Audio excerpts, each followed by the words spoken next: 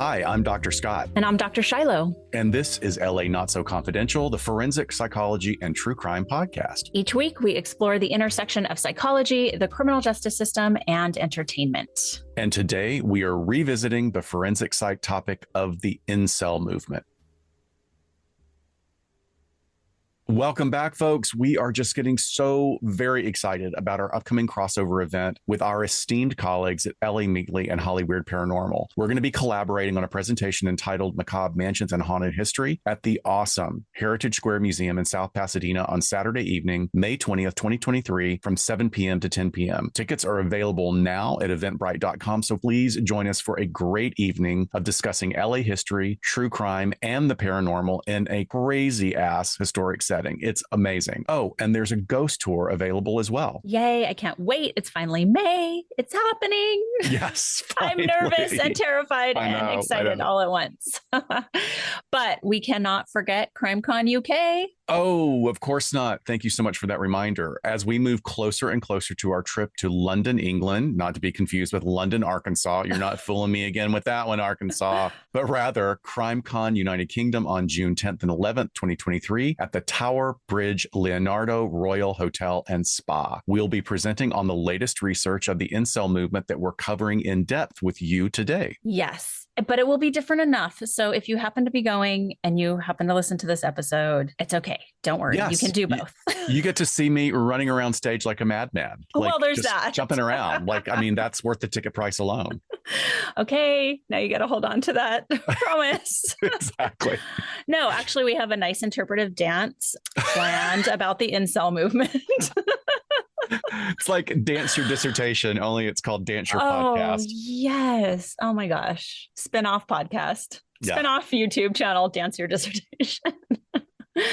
Yeah. But hey, before we get started today, just to remind you, our last episode, number 137, was a documentary review on the Netflix docuseries Worst Roommate Ever. The series explored terrible situations involving landlords and roommates who murder for a variety of reasons. From sweet old grannies to serial squatters, these stories are truly terrifying, and there are several lessons to be learned for sure. Although not a favorite of ours, but worth watching if there's absolutely nothing else on. Or just listen to us talk about it. Yeah, I mean, like, there are a couple of stories that were mildly gripping, but overall, I think that we agree that the production could have been a lot better, and the title is somewhat misleading, right? Yeah, absolutely. But look, for this month, then, because we have so much coming up and so much to prepare for, so much research, just never ending research. Never ending. We're going to kind of mix things up a little bit. We just want to give you like a lay of the land of what to expect. So today's episode, Incels Revisited, is going to be split into two. So you'll get part one this week, you'll get part two next week, and then we will push back the vintage episode and the docuseries back to back for the third and fourth weeks of May. There is a fifth week of May that falls on Memorial Day week, at least here in the States. So we'll probably be releasing a bonus episode because, I mean, I'm taking off June 2nd to the UK for a while. So we really need to not fly by the seat of our pants like we usually do and plan this out a little bit.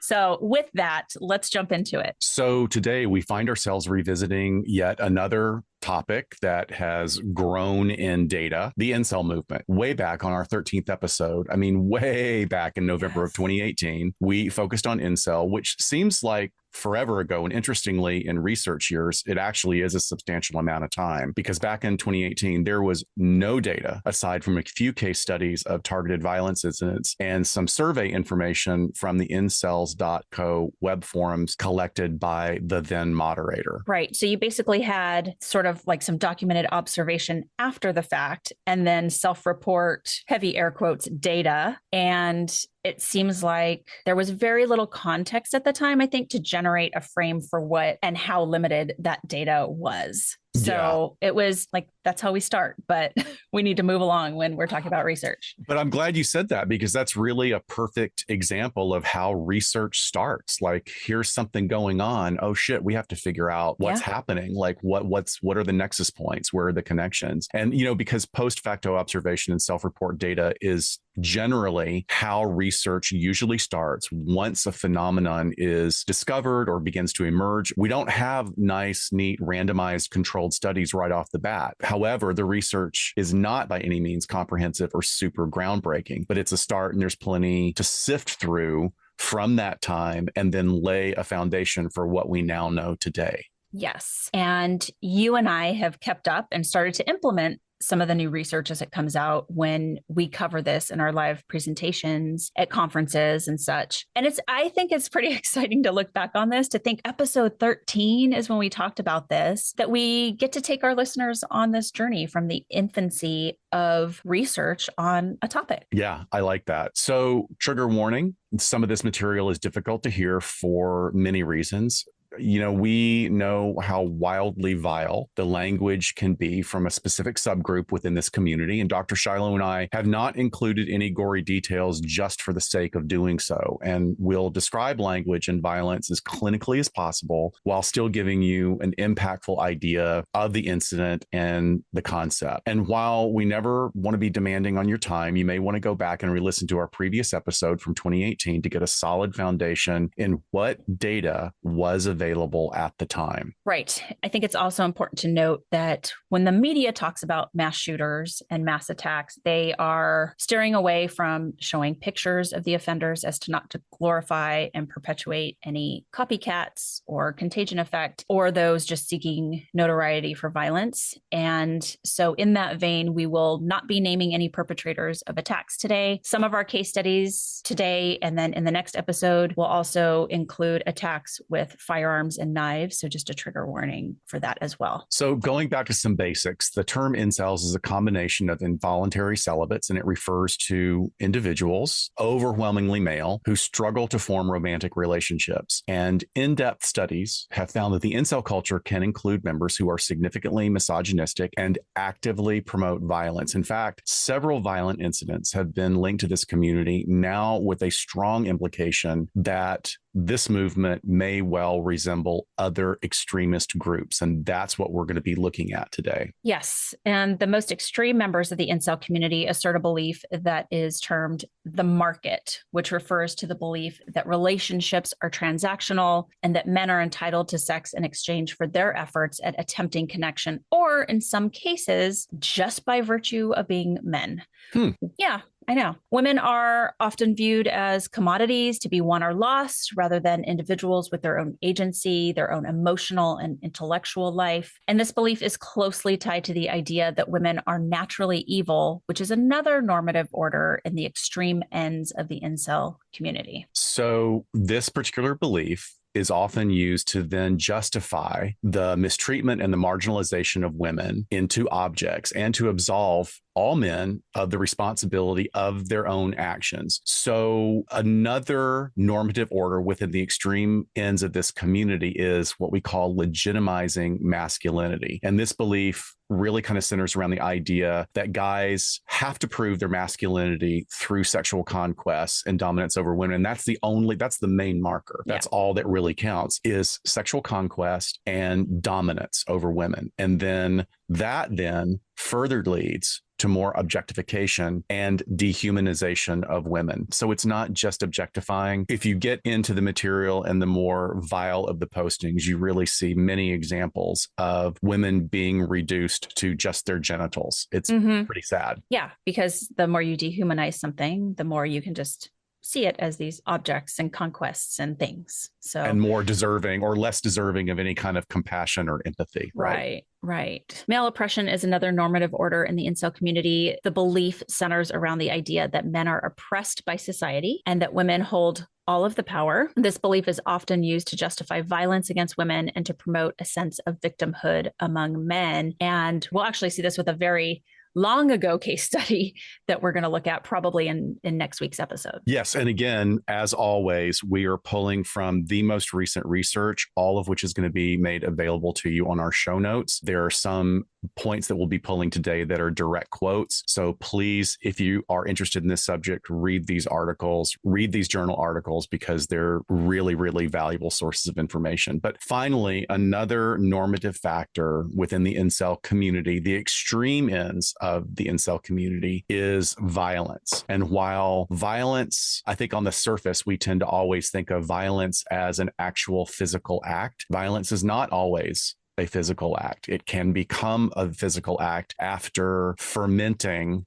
for a long time within an echo chamber. So, what happens within the more extreme ends of this community's online life is that violence becomes an acceptable means of achieving an individual's goals, particularly within the pursuit of relationships and sex. Yes. So, let's get into the research. And today, really is going to be pretty research heavy because that's the idea of giving you this update. And so I want to go back and look at what was available initially and probably even covered this in our episode 13. So as we mentioned in the intro, the first quote unquote data that came out about incels was from a forum, a self-report survey that was conducted by incels.is, which is formerly incels.co. And although self-report, this was helpful, we can surmise it was probably decently transparent. This was on a forum where they were familiar with the goings-on, the moderator, and probably willing to answer some questions. So there's some built-in trust there. Self-report is always tricky because it's like, Right. well, how much is the person really disclosing,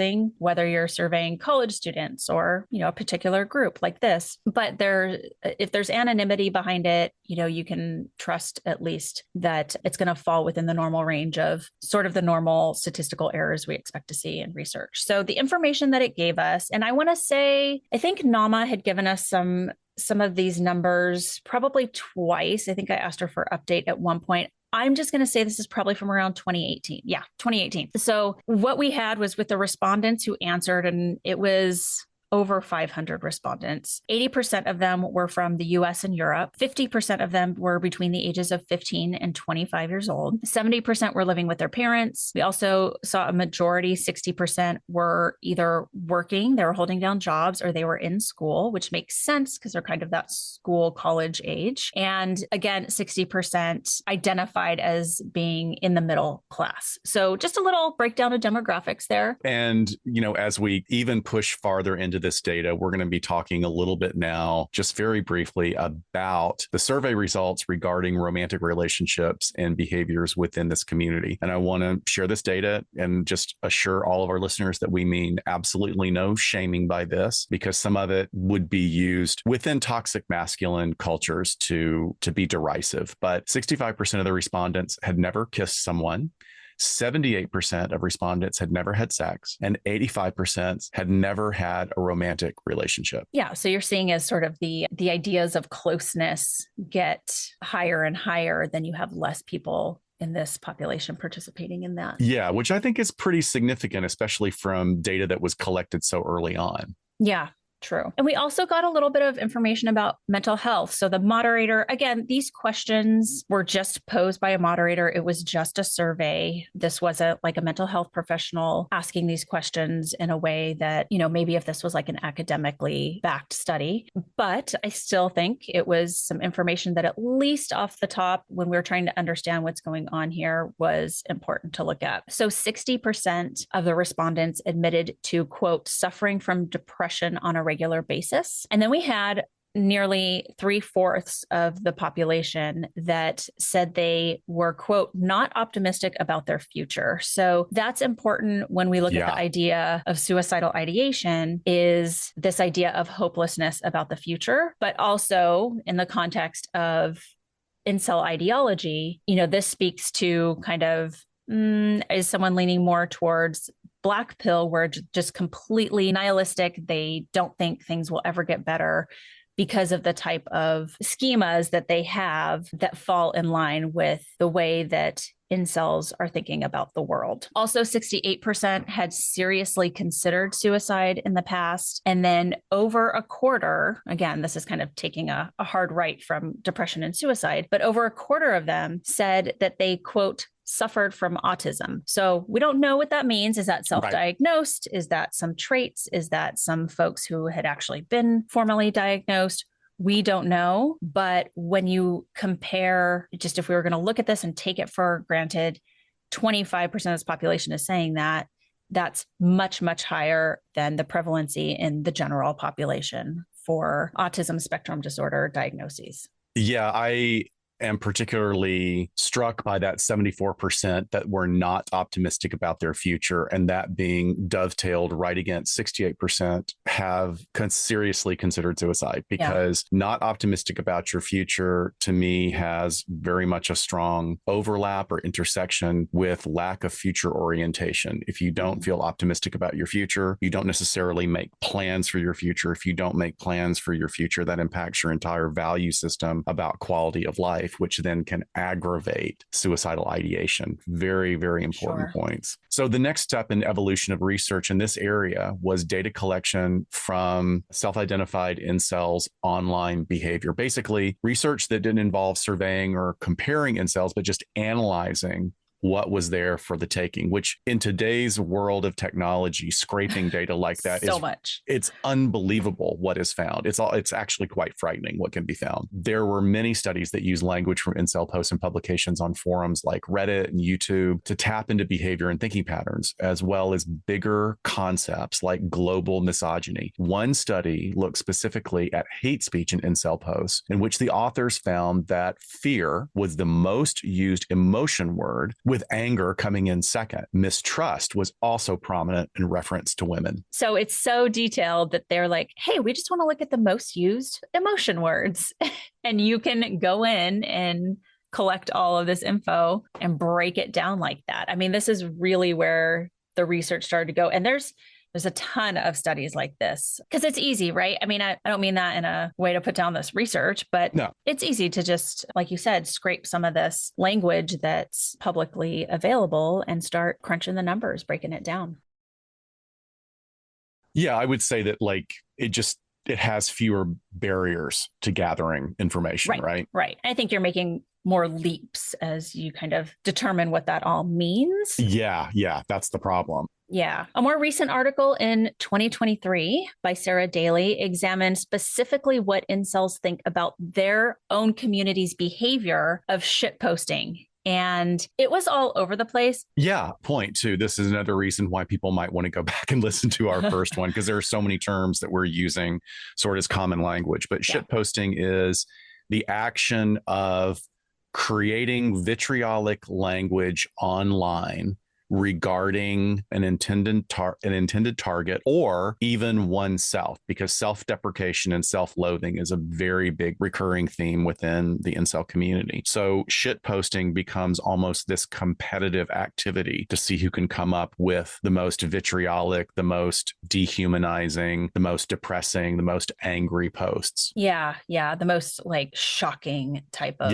language you can use. So what she was doing, she was asking incels, what do they think about that behavior? So like I said, it was sort of all over the place. Some thought like, oh, this is just joking, like this is just what we do. Others thought, hey, this might be a reflection of deeper emotions. And then there are a bunch of other opinions like, hey, this is just what people do for attention on these forums. Or actually, it's not even that frequent. We think that the media and researchers are kind of blowing this out of proportion. So nothing, again, like super groundbreaking. I think it's important to the field of study.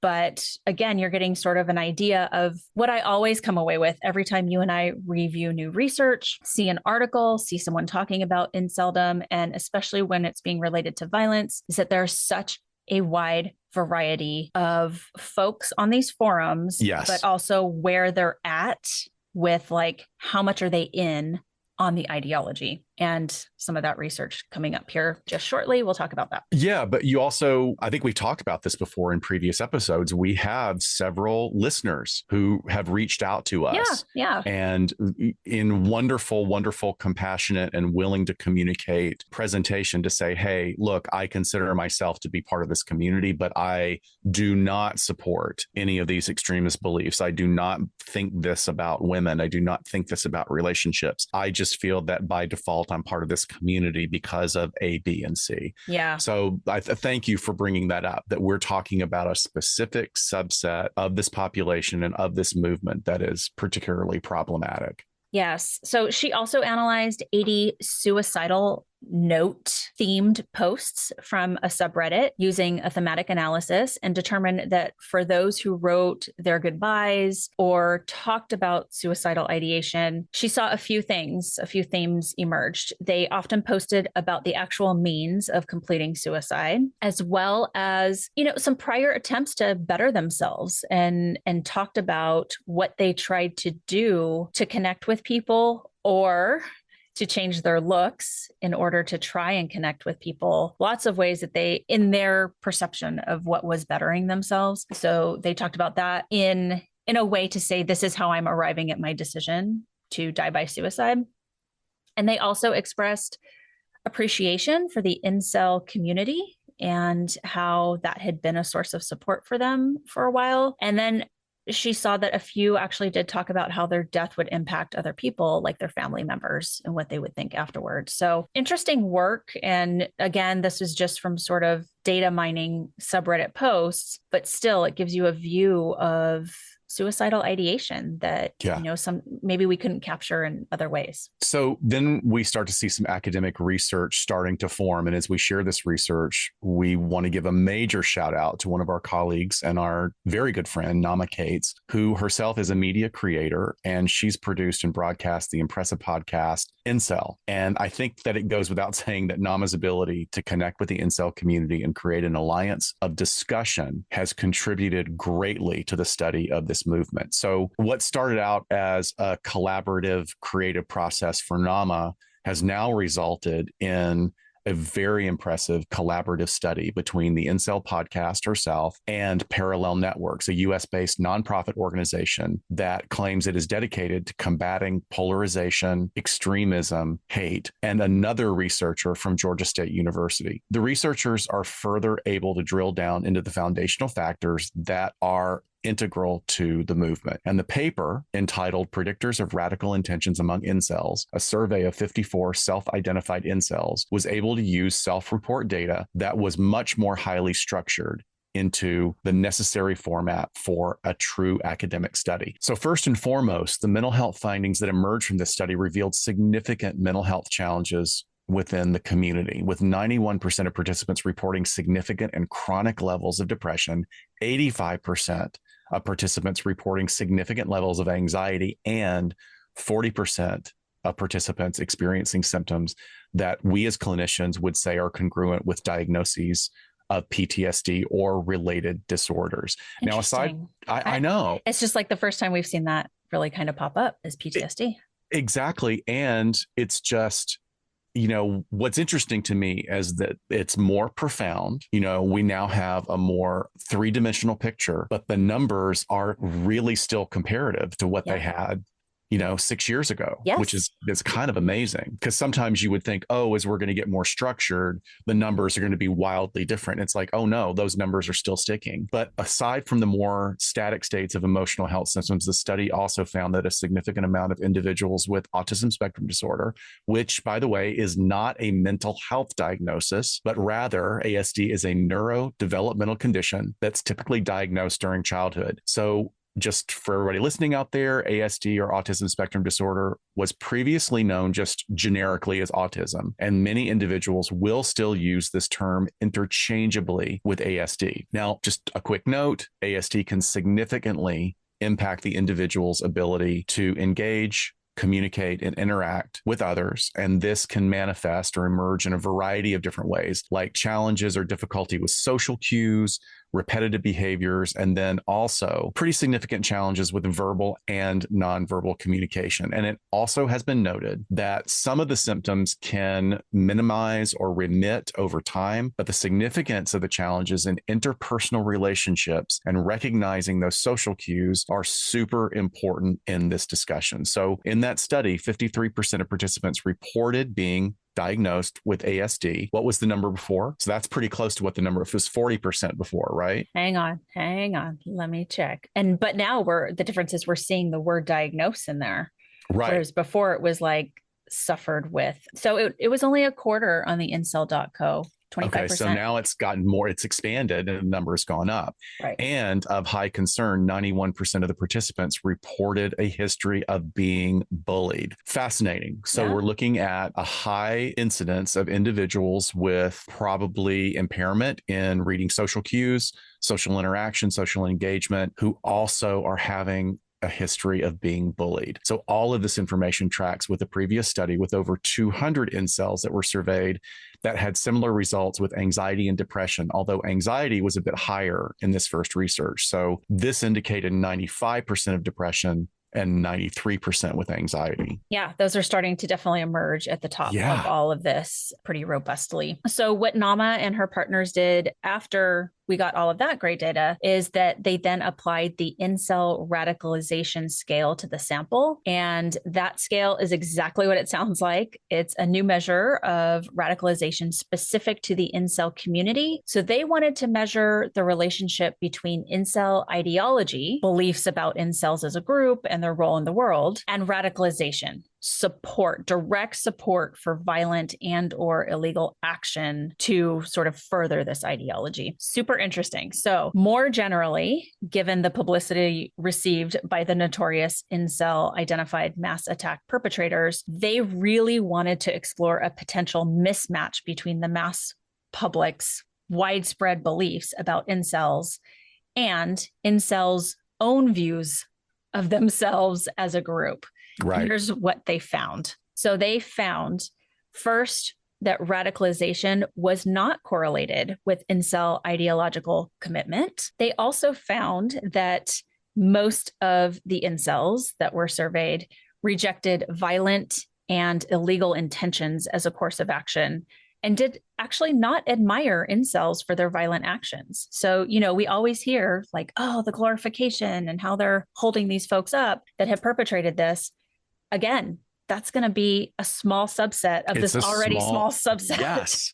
But they are getting the most attention because they're crowing the loudest, because they're shit posting, right? There we go. Yes, exactly. Only 17% of the respondents scored above the midpoint on incel radicalization, demonstrating that they were in that like higher radicalization bracket, which was, I think this really busted again, some myths and perceptions about incels that they're all radicalized. They all are, 1000% in on violence for furthering their message. I want to point this out because we're going to talk about radicalization in another study next week that sort of looks like they're defining radicalization different. So that's why I wanted to drill home that in Nama's study here, they're talking about this is direct support for violence. Not that they're acting out themselves, but they're like, oh, hell yeah, this is how we should be, letting the world know about our message. Wow. So now comes along William Costello, and he is a student in London, and he had started writing some opinion pieces while he was applying to graduate programs in evolutionary psych. Fascinating. I love that there's a whole nother branch. Oh, yeah.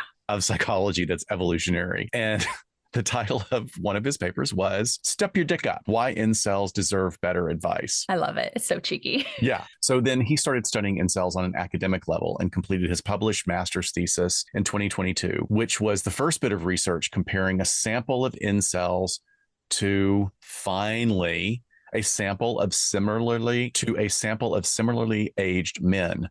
Boom. Finally, this is a comparative group study. This is where we really start getting into statistically valid comparisons. So the title, Levels of Well-Being Among Men Who Are Incel, was published in 2022, and it compared 151 incels to 300 plus, so 300 and some change, non-incel men across a range of measures that were related to mental well-being. So Costello did something that was very important here in his research. He was not only looking at individuals who are self-identified incels, but also in comparing them to men who did not identify as incels. This is going to make for much more robust research. He examined the role of sociosexuality and the tendency for interpersonal victimhood to be potential moderators of incel status and the links with mental health. So sociosexuality or sociosexual orientation is the variation in an individual's willingness to engage in sexual activity, but outside of a committed relationship. So sociosexuality is a continuum, and many individuals can fall anywhere along the spectrum between what is called restricted or classified as unrestricted. So this variation in sociosexual orientation is influenced by a bunch of different factors, including cultural norms, personal values, individual experiences. So what Costello found was that first and foremost, incels were found to have a greater tendency for perceiving and asserting a quote interpersonal victimhood. And then they also had higher levels of depression, anxiety, and loneliness, and lower levels of life satisfaction. So again, that's all compared to men who do not identify as incel. So again, we're seeing the depression, we're seeing the anxiety,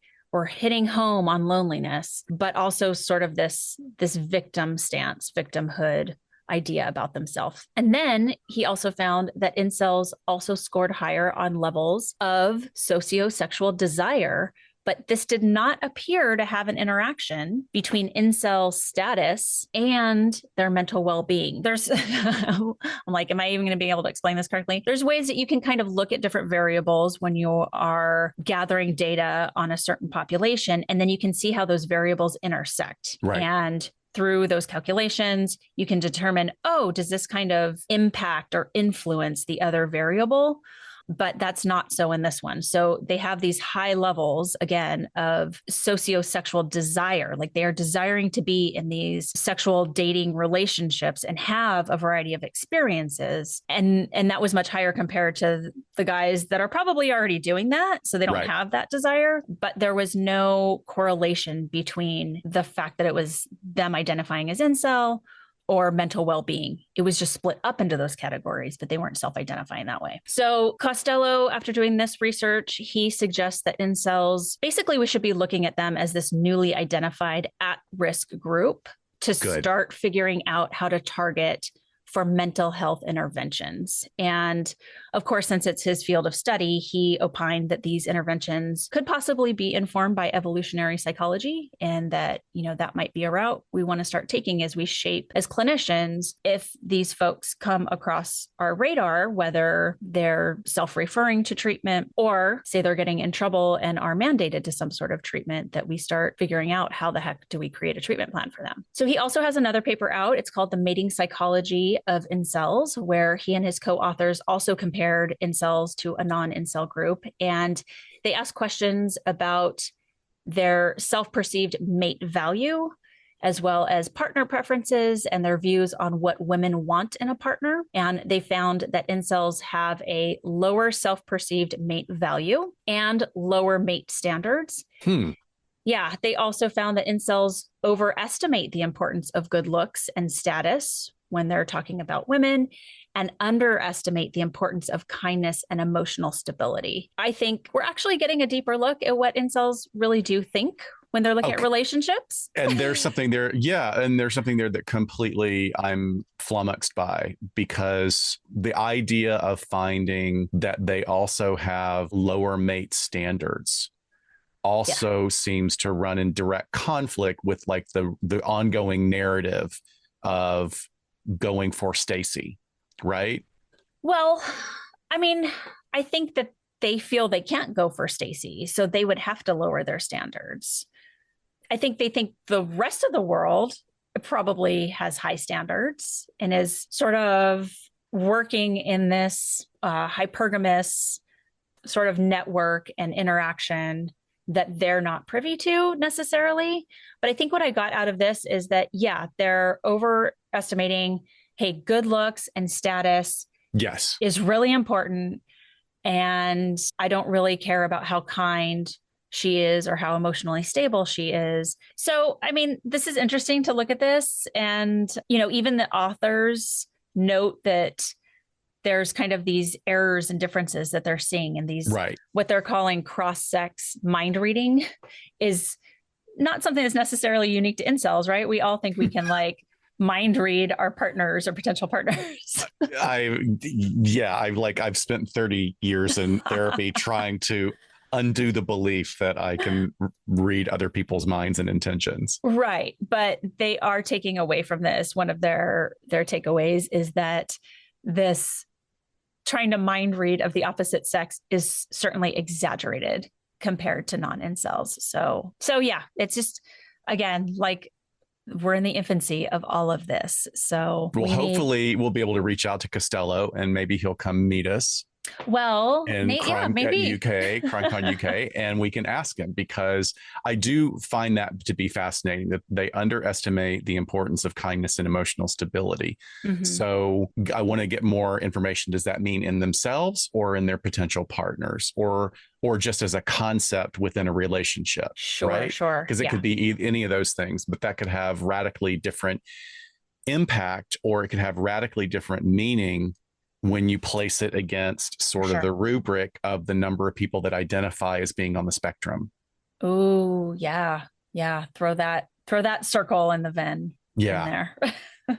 So, an even more recent study from February of 2023 honed in on the issues of isolation and loneliness. That's a huge neon sign Yep. right there, that loneliness and isolation. The author proposed that the term involuntary celibate has likely resulted in an overemphasis on their sexual exclusion and frustration. And that's a quote, an overemphasis on their sexual exclusion and frustration. And he compared 67 incels to 103 non-incels in terms of their social support networks and loneliness and found that incels experience significantly more feelings of loneliness and have much less social support than non-incel men. I mean, it sounds pretty obvious, but that's really important to get down as a foundational Yes. aspect of this. So both of these variables were found to be associated with multiple mental and relational health issues that incels also scored more highly on. And I'm just going to go on and say that even if an individual does not identify as an incel, having less social support, intense feelings of loneliness, lack of a feeling of community are absolutely associated in the general population with more mental health issues than not.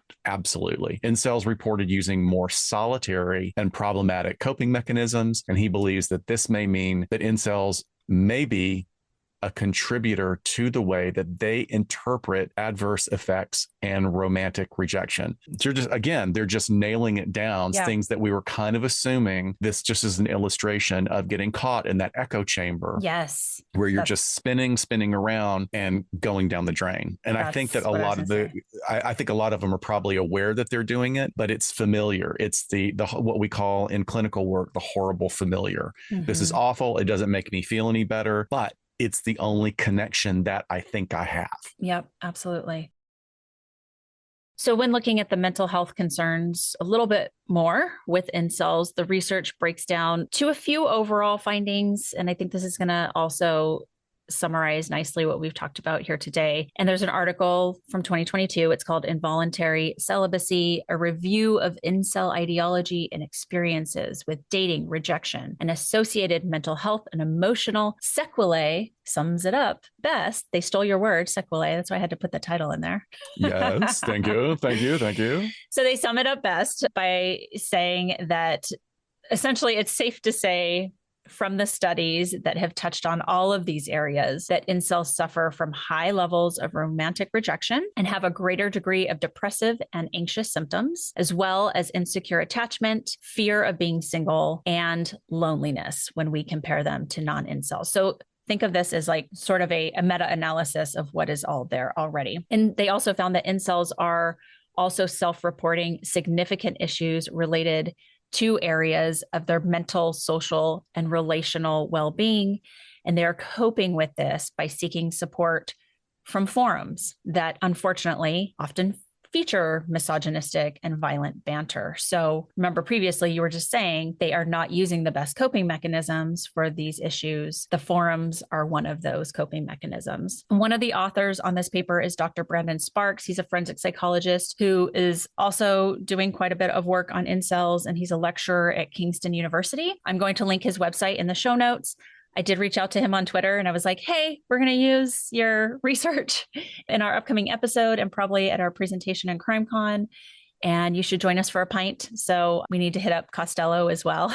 I don't know where they're at in London. I'm from California. I don't know how long it takes to get from point A to point B, but we do recognize it's very large. London is very large, so please excuse our Yankee ignorance. Or like just England in general is pretty big. So we get it if you can't just pop over, because I wouldn't even want to drive to the west side of LA to meet somebody for a drink. God, it's so true. It's just so true. I'd have to like take the 210 to the 134 to the 5. Why'd you do that? You could have taken the 134 to the 210, slam right into Griffith Park. Oh my God. That's our LA soap opera right there. So this review that Dr. Sparks did included another one of his actual original studies where he examined dating app experiences of incels. And that's how a lot of these aforementioned feelings were expressed, with, again, talking about the fear of rejection, fear of loneliness, depression, anxiety, all of that stuff. So again, like, we're going to have every single reference in the show notes. So if you want to look at these a little bit more deeply, they're there for the taking. So we want to give you a case study of a more recent event and one that doesn't take place in the US. So on August 12th, 2021, media in England exploded when information came in that a young man in the area of Plymouth shot and killed 6 individuals, including himself. This event was very shocking for a number of reasons. It was the first deadly mass shooting in the UK in over a decade, and that the act was carried out by an individual who was an owner of a legally obtained firearm, which may be common here in the US. It's clearly, because I'm sure everybody in the world talks about our crazy gun rights here, but it's not so common in a country with very, very strict gun control regulations. And further, the killer first shot his mother at home before then taking to the streets and randomly shooting at people, including a 6-year-old girl. And then to top all of it off, a bunch of media attention circulated around the fact that the shooter had proclaimed himself a member of the incel community. Yeah, just with that first little snapshot of this incident, I think we're seeing a lot of what you and I have already talked about, especially in our mass shooter, school shooting, other mass attacks episodes where, you know, there's usually this act where they kill someone first that is not part of the mass attack, right? So in this case, again, we're seeing he kills his mom, which is similar to some that we've seen here. And really, we've sort of heard that opined as being the act that might be triggering, but also the one that they know that once they do that, it's kind of like hitting send when they like post a manifesto, right? They have to follow through with the rest of it.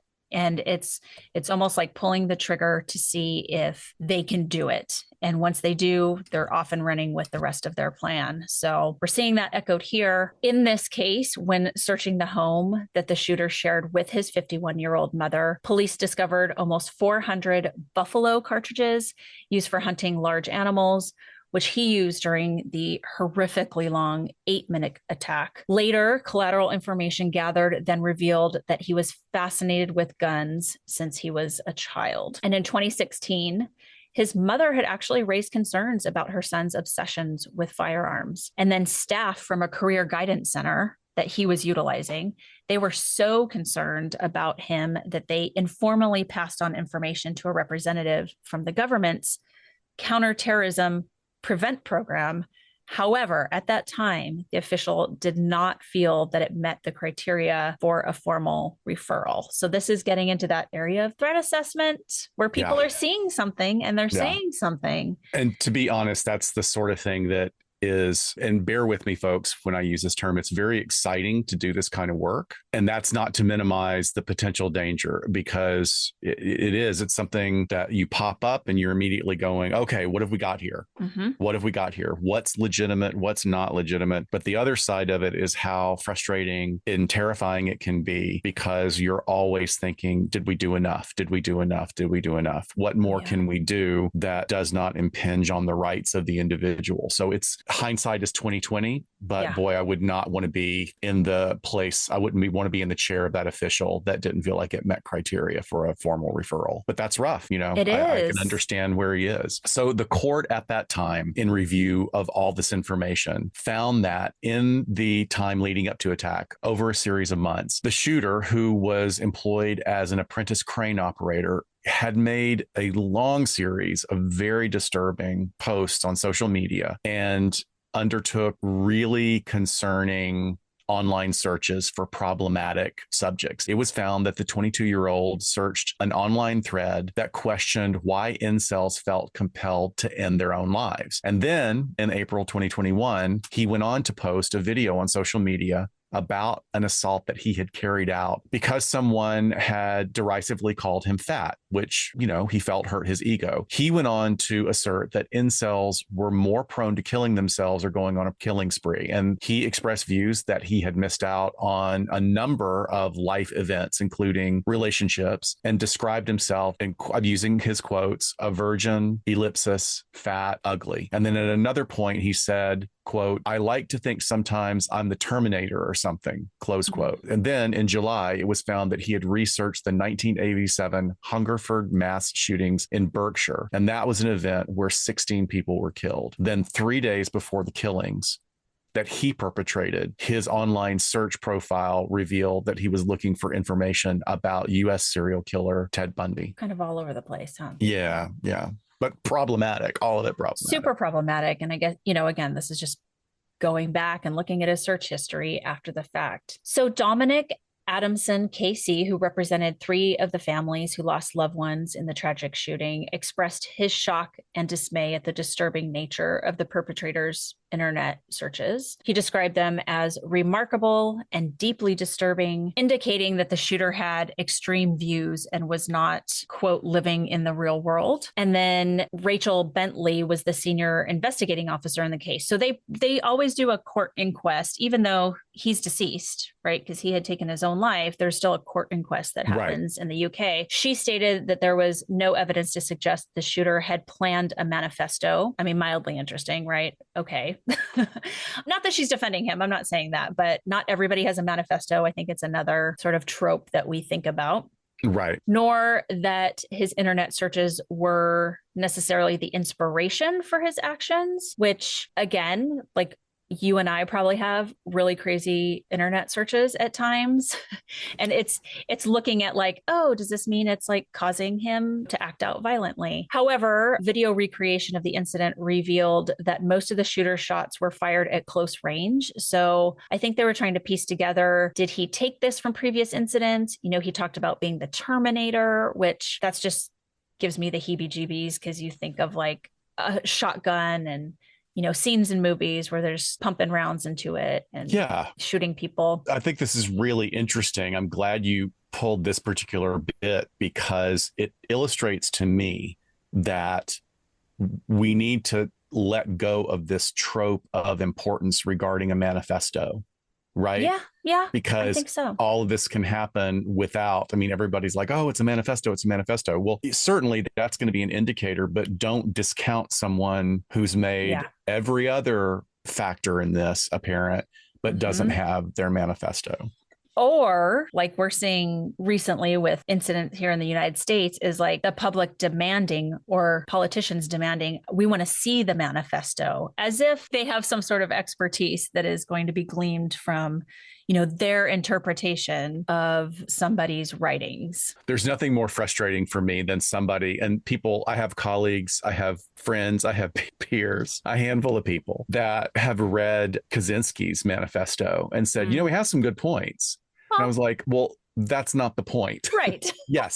He may have some points that may resonate with all of us as members of a functioning society, but that's not the point here. Yeah. And I get it. Like it's the inner workings of someone's brain that we don't understand. Right. Thrown up on a piece of paper, usually, right? There's so much to sift through. But again, I think there's sort of those, I don't even know what to call it. Like it just fits in the trope of a mass attacker to the point where we almost feel like we demand that there should be one or that we see it. And we try to make some determination from that. So with that, in this case, they had done this sort of video recreation of the incident happening, which they do in a lot of different crime demonstrations for juries and things like that. But the jury also saw footage of him walking along the street with the shotgun before he took his own life. So like CCTV footage where they were kind of piecing this all together. Aside from his mother, the victims included Lee Martin, age 43, and Martin's young daughter, Sophie, as they were out for a walk with their family dog. The shooter also then aimed at another dog walker named Stephen Washington, then age 59, while they were at a park, as well as Kate Shepard, age 66, who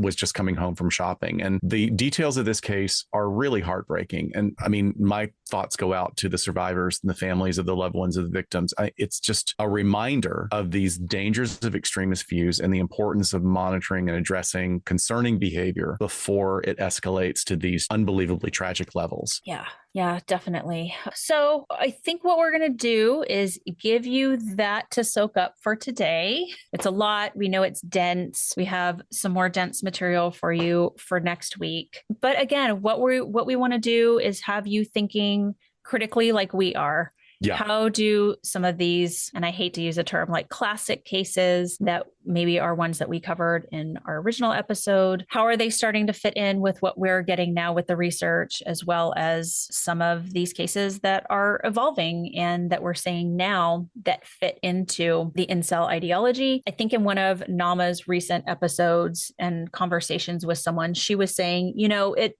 really depends who you ask, like how many violent mass attacks have been perpetrated by people who identify as incel or who have been identified as incel after the fact, which again is just another variable. Like, who do we have enough to even make that judgment? And she says, like, it varies. It can be as few as really 4 true ones up to over a dozen or so. So again, hold those lightly when we're making determinations about really minuscule amounts of people who are perpetrating this. The flip side to that is that, as with mass shooters, the kill count is really high. And that's why, and it's just horrific for so many reasons that I don't need to list, especially when they're targeting very vulnerable populations. But when you break down numbers, it's really, really small. And that means it's the really extreme versions of some of these people who are falling into these ways of thinking. Absolutely. So we'll wrap it up there and we will see you next time, or you'll hear us next time. Remember, if you haven't had a chance, go back, listen to our episode from 2018 to get all the definitions of the terms that we're just kind of throwing off. And we'll come back with another case study and more research for you next week. We'll see you then on LA Not So Confidential. Thanks, Bye, guys. folks. Bye.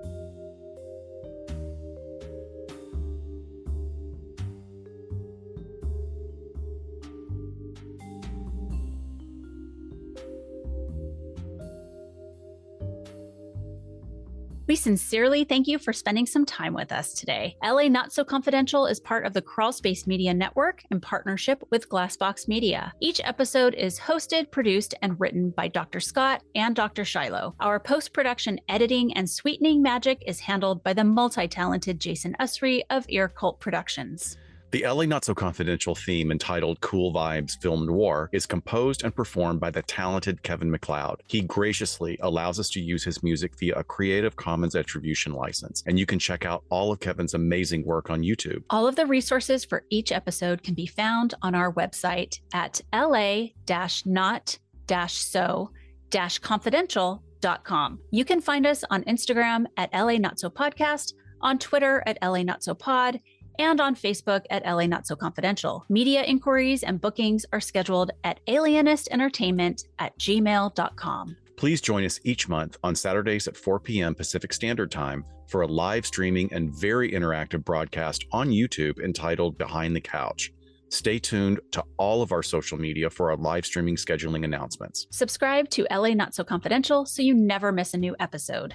And lastly, we'd be honored if you joined our Patreon at patreon.com/LA Not So Podcast. With a subscription, you get an ad-free listening experience, and you'll be the first notified about upcoming live events, social gatherings, and super cool swag coming your way. Thanks for listening, and join in with us next time on LA Not So Confidential. Bye, folks.